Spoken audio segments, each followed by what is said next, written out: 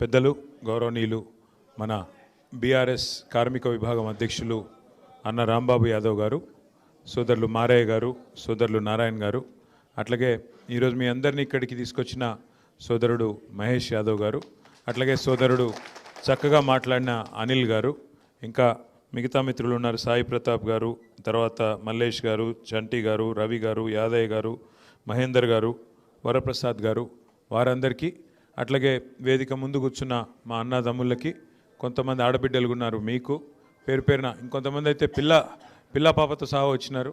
ఆ చిన్నారి జ్యోత్స్నకు, భువన్కి, ఇంకా మిగతా మిత్రులందరికీ పేరు పేరున, ఇక్కడ ఉన్న కొంతమంది ఆడబిడ్డలు వాళ్ళకి పేరు పేరున అందరికీ నమస్కారం. పత్రికా మిత్రులకు కూడా నమస్కారం.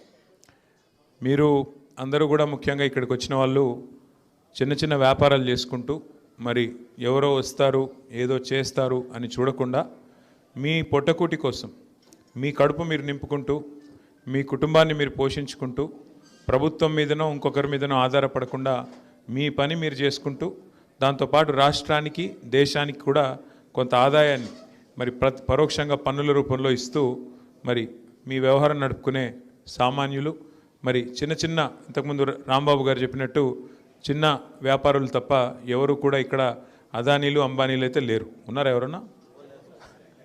అయితే అందరూ మరి పొట్టకూటి కోసం హైదరాబాద్కి వచ్చి ఏదో రూపంలో మనం హైదరాబాద్లో బతుకుతున్న వాళ్ళు. అట్లాంటి మీకు 2014 నుంచి 2023 వరకు ఎన్నడన్నా మా కేసీఆర్ గారి ప్రభుత్వం ఉన్నప్పుడు, మా ప్రభుత్వం ఉన్నప్పుడు ప్రభుత్వం వైపు నుంచి ఎప్పుడన్నా మీకు ఏమైనా ఇబ్బంది కలిగించినామా?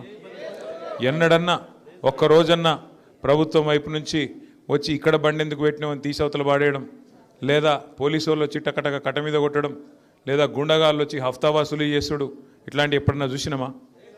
ఇప్పుడు మరి కాంగ్రెస్ ప్రభుత్వంలో ఇప్పుడున్న పరిస్థితుల్లో ముఖ్యంగా ఎట్లా తయారైందంటే పరిస్థితి మీరు చూస్తున్నారు. గత వారం రోజులుగా స్వయంగా ఒక మంత్రి గారి బిడ్డ చెప్తున్నది, ఎవరో చిన్న చితక మనిషి కాదు, మంత్రి గారి ఇంటి మీదకి పోలీసు వాళ్ళు పోయినరు.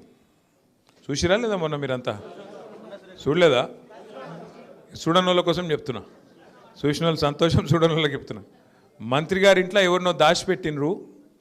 ఆ దాచిపెట్టినోడు ఎవడంటే ఒక పారిశ్రామికవేత్తను తుపాకీతో బెదిరించిండు. మంత్రి గారి ఓఎస్డి అంటే పిఏ, ఆ పిఏ తుపాకీ పెట్టి బెదిరించిండు.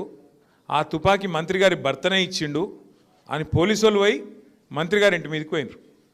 పోతే ఆ మంత్రి గారి బిడ్డ లొల్లి పెట్టింది. మేమెందుకు ఇచ్చినాం, ఇదంతా అసలు తుపాకీ ఇచ్చినోడు రేవంత్ రెడ్డి. ఆయన తుపాకీ ఎవరికి ఇచ్చిండంటే వాళ్ళ దగ్గర మనిషి ఒక ఆయన ఉంటాడు రోహిన్ రెడ్డి అని, ఆ రోహిన్ రెడ్డికి తుపాకీ ఇచ్చిండు.